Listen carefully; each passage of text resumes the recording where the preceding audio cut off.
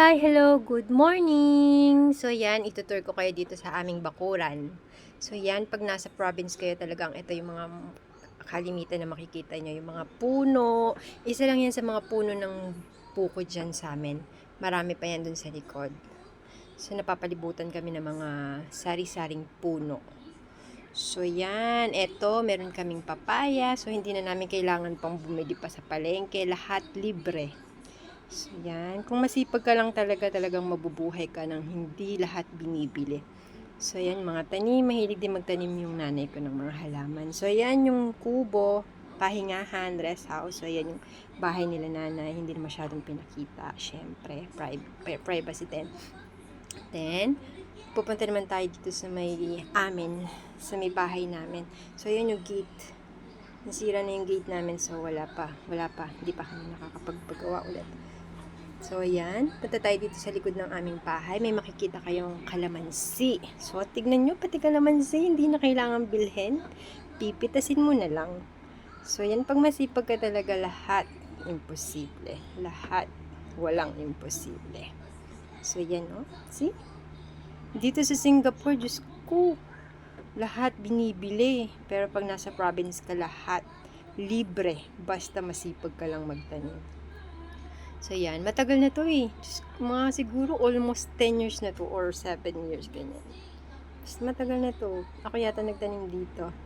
So, yan. At may another puno na naman ng buko. Yan. Kaya dito, pag nandito ako sa Pinas kapag gusto mong uminom ng buko, kumain ng buko, anytime, pwede kang magsungkit.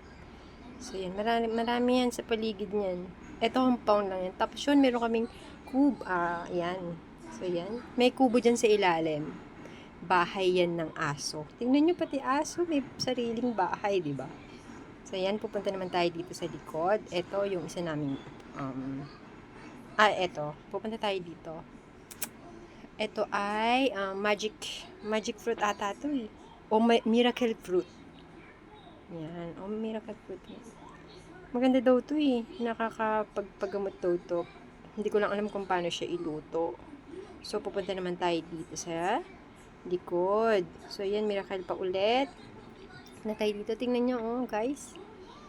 Mga ka-April, so, meron din kaming puno ng saging. O, diba? Hindi mo nabibilhin. Diba? O, tapos dito naman, papakita ko yung puno ng mangga. So, ayan, another puno ng saging na naman. Ayan, ayan yung puno namin ng mangga. Parang tanda-tanda ko ako naghagis ng tumbutong to eh. Tingnan nyo, makikita nyo, napakadaming bunga. Malaki. Sa ilalim yan ng banyo. Isa yan sa mga banyo na nandyan sa compound yan. So, tingnan nyo. Ang lalaki ng mangga, oh my God. Sarap kainin with balaw.